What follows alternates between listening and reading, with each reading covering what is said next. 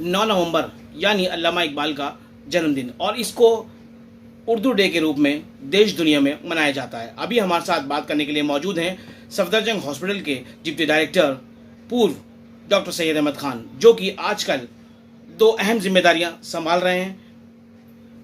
Doctor Syed Ahmed Khan Urdu development organization के राष्ट्रीय अध्यक्ष हैं। इसके अलावा all India union Tibbi congress के सेक्रेटरी जनरल भी हैं, जो कि उर्दू के फ़रोग के लिए लगातार देश दुनिया में अपने काम को बखूबी अंजाम दे रहे हैं, और उर्दू के फ़रोग के लिए लगातार अपनी कोशिशों को, लगातार समाज को जोड़ने का काम, लगातार इस उर्दू को आगे बढ़ाने के काम को अंजाम दे रहे हैं। उन्हीं से जानते हैं कि आखिर कैसे इस दिन की शुरुआत हुई और आखिर क्यों इसको उर्दू डे के रूप में मनाया जाता है। जी डॉक्टर साहब, मैं जानना चाहूँगा कि आखिर क्यों इसको अल्लामा इकबाल के यौम पैदाइश के दिन ही मनाया जाता है? क्या इसका डिसाइड किया, क्यों? में अमूमन जो है, जो दिन हमारे यहाँ नेशनल डेज तयन किए गए हैं, जैसे यौम तालीम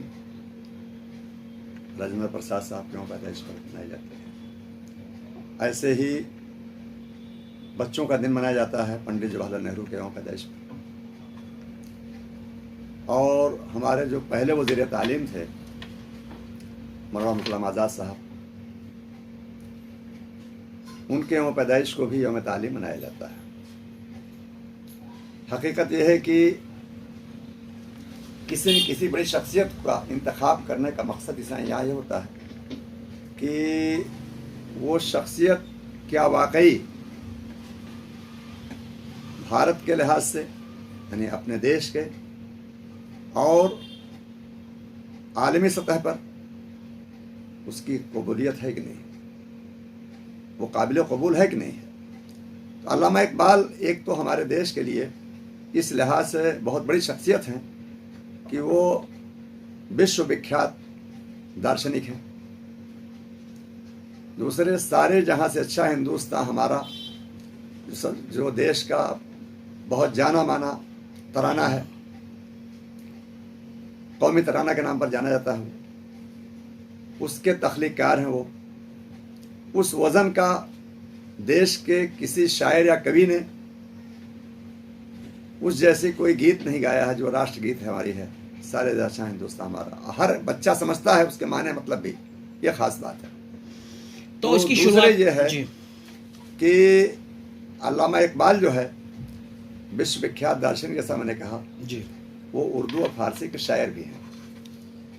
और सबसे बड़ी बात यह है कि देश और दुनिया में उनको हर किस्म का, हर फिक्र का इंसान मानता है, उनकी जहानत का कबूल करता है।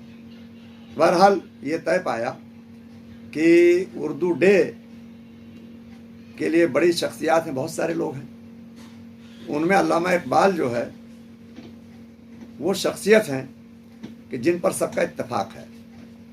वो देश के लिए भी हैं और देश से बाहर भी। इसलिए उनके यौम पैदाइश को यौम उर्दू के तौर पर मनाया जाने लगा है। अब इसे विश्व उर्दू दिवस के रूप में मनाया जाता है। तो डॉक्टर साहब, इसकी आखिर शुरुआत जो है कब से की गई और आप इसे किस तरह से सेलिब्रेट करते हैं और इसमें क्या इसका मकसद होता है? असल में फिक्र थी लोगों को कि कोई दिन जश्न उर्दू के तौर पर मनाया जाए। ये हुआ कि जश्न उर्दू क्या मनाएंगे आप। बदकिस्मती से आज़ादी के बाद उर्दू बिला वजह जो है पक्षपात के शिकार हो गई, ताअस्सुब का शिकार। तो उसे कम करने के समत में हम कुछ काम करें, और इसमें मैं रेख्ता के लोगों का शुक्रगुजार हूँ कि उनके मैदान में आने से जो पक्षपाती और तंग नज़र लोग थे, उनके अरमानों पर पानी फिर गया। जहाँ एक तरफ हिंदी साहित्य सम्मेलन नाम की तंजीम ने उर्दू की हमेशा मुखालफत किया, वहीं रेख्ता जैसे जी लोगों ने जो है उनके मंसूबों को पानी फेर दिया। एक बात। दूसरी बात यह है कि उर्दू जो है आज देश में सबसे बड़े दो अखबार हैं, इनकलाब और राष्ट्रीय सहारा, वो चलाने वाले हमारे गैर मुस्लिम भाई हैं, तो इससे भी उनके मंसूबों को पानी फिरा। तो बहरहाल ये बहुत खुश आइंद बात है कि भारत के किसी भी हिस्से से उर्दू के हवाले से कोई मुखालफत कभी नहीं हुई है। और उर्दू डे मनाए जाने का मतलब यह है कि हम ये जायज़ा लें कि 1 साल पहले उर्दू पोजीशन क्या थी, आज पोजीशन क्या है। उर्दू को सरकारी सतह पर जो सपोर्ट मिलना चाहिए वो मिल रहा कि नहीं मिल रहा है। अब जो संगठन है सरकारी स्तर पर, उर्दू एकेडमीज़ है, मान लीजिए कौमी काउंसिल बराए फ़रोग़ ज़बान उर्दू है, इन सबों की सूरत हाल पर भी हम विस्तार से चर्चा करते हैं और इस बात को हम सरकार तक अपनी आवाज़ पहुंचाते हैं। हमारा काम सिर्फ इतना ही है, हम अपनी बात को सरकार तक पहुंचाने का काम करें, सरकार को आईना दिखाएं, क्योंकि सरकार की सरपरस्ती के बगैर कोई भी चीज़ आगे नहीं बढ़ सकती। जैसे संस्कृत के लिए तकरीबन 14 से ज़्यादा यूनिवर्सिटीज़ हैं जी, सबको भरपूर ग्रांट मिल रहा है। तो उर्दू के नाम पर ऐसा कुछ नहीं है, लेकिन इसके बावजूद चूंकि उर्दू में दम है, वो पूरे देश में, देश से बाहर भी कई सारे ममालिक में उर्दू, मॉरिशस है, कनाडा है, बांग्लादेश है, श्रीलंका है, इन सब जगहों पर उर्दू के शहर मौजूद हैं। और हमारे पास नेपाल से इस बार मौलाना आज़ाद झंडा नगरी में तशरीफ ला रहे हैं और वो इससे पहले भी आ चुके हैं। हमने उनको Urdu development organization Nepal chapter के सदर बना रखा है, इसीलिए वहाँ हमने डॉक्टर शफी साहब को बना रखा है श्रीलंका में। अब इस वक्त डॉक्टर मुनव्वर साहब बांग्लादेश में मौजूद हैं। तो ऐसा नहीं है, उर्दू के हवाले से हमारे लोग बहुत जगह मौजूद हैं, बड़ा अच्छा काम कर रहे हैं। और उर्दू डे के हवाले से ये बात सामने आ जाती है कि चाहने वाले उनमें कितनी उमंग है, कितना जोश है, तो ये सब बातें सामने आ रही हैं। साहब, आपने बहुत अच्छी बात अभी कही कि हम हर साल जो इसका जायजा लेते हैं, तो पिछले साल के मुकाबले इस साल उर्दू को और उर्दू के जो तंजीमें हैं या उर्दू के प्रति जो लोग काम करते हैं, वो आप उनको कहाँ पाते हैं? देखिए, ऐसा है कि एक सवाल जो आपका है जी, सरकारी सतह पर सूरत हाल मायूस कुन है जी। दिल्ली उर्दू एकेडमी जो पूरे देश की सबसे बड़ी उर्दू एकेडमी मानी जाती थी जी, आज वो पूरी तरह से मफलूज हो चुकी है जी। इंतहाई दर्जा अफसोस की बात है कि इससे पहले मौजूदा हुकूमत ने जो है कभी भी तवज्जो नहीं दिया। ऐसा लगता है कि मौजूदा हुकूमत समझती है कि उर्दू को फ़रोग़ की बात करेंगे तो मेरा वोट कम हो जाएगा, ऐसा लग रहा है, जबकि ये ऐसा नहीं है। उर्दू के चाहने वाले दिल्ली में बहुत ज़्यादा हैं, दिल्ली से बाहर, देश के बाहर, जो उर्दू के नाम पर वोटिंग करते हैं खाली।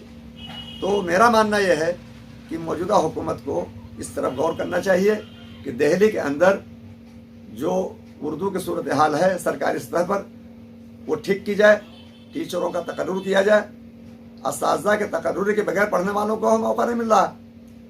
हद तो ये है कि बच्चे पढ़ने के लिए जाते हैं दाखिला के लिए, साहब उर्दू मुझे दीजिए, तो टीचर चूँकि उनका रवैया सरकार की तरफ पक्षपाती है, तो कहते हैं भाई दूसरी ज़बान ले ले, क्या कर उर्दू पढ़ कर, आगे उर्दू कोई भविष्य नहीं है, इस तरह बोलते हैं, उर्दू का मुस्तकबिल नहीं बोलते हैं, जबकि ऐसा नहीं है। भारत में सबसे ज़्यादा उर्दू का स्कोप है और बहुत रोशन मुस्तकबिल है उर्दू का।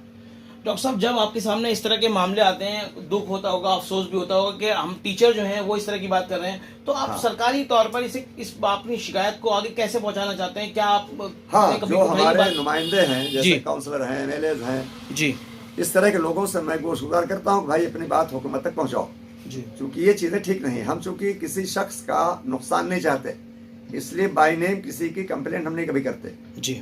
हम ये कहते हैं सरकार से कि आपकी जिम्मेदारी है ये सब चीज़ें समझने की, लिहाजा अपने दायित्व का ख्याल रखिए, अपनी जिम्मेदारी का एहसास कीजिए और जो मसाइल हैं उसको हल कीजिए। और ख़ास तौर से उर्दू जो दिल्ली की दूसरी सरकारी ज़बान का दर्जा रखती है, उस दूसरी सरकारी ज़बान दर्जे का मतलब हुआ उसको वही मुकाम मिलना चाहिए जो हिंदी, इंग्लिश, पंजाबी का है।